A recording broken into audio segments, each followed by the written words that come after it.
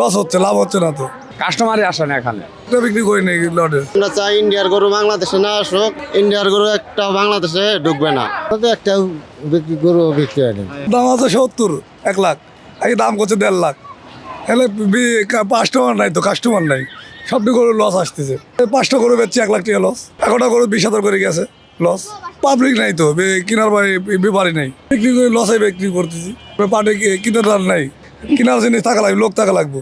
জোড়া 3 লাখ বলে, এটাই আছে 3,40,000, দাম কয় 3 লাখ। লস হচ্ছে, লাভ হচ্ছে না তো। তারপরে বিক্রি করবো, বিক্রি করে চলে যাবো, থাকবো না তো। চাচার সাথে আসছি, এবারে আসা হয়। আগের থেকে তো একটু বেশি মনে হচ্ছে, হয়তো খাবারের প্রাইস বেশি, এই জন্য প্রাইসও বেশি, কিন্তু মানুষের ইনকাম তো এখনো কম। গরুর প্রাইস বাড়বে, খাবার সবকিছু দাম বাড়ে, বাট মানুষের ইনকাম কম। তার ফলে হচ্ছে আমাদের মতো মধ্যবিত্তদের জন্য প্রাইস অবশ্যই একটু বেশি লাগতেছে। দেখেন, আল্লাহ তাআলার কবুল করার জিনিস, যদি আল্লাহ তাআলা কবুল করে সে অবশ্যই দিতে পারবে।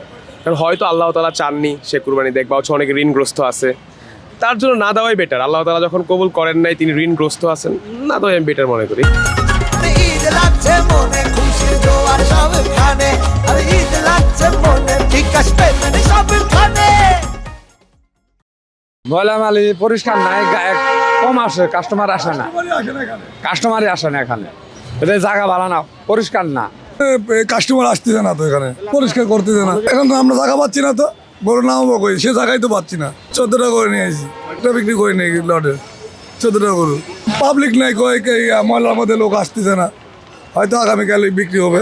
আমরা 6টা গরু আনছি, আমাদের ব্যবসা চলতেছে। আমরা চাই ইন্ডিয়ার গরু বাংলাদেশে না আসুক, আমাদের দেশের গরু দেশে থাকবে, ইন্ডিয়ার গরু একটা বাংলাদেশে ঢুকবে না, এটাই আমাদের আশা।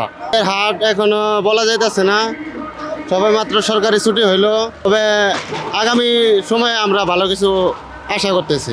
আনছি আমরা 9টা, একটা গরু বিক্রি হয়নি।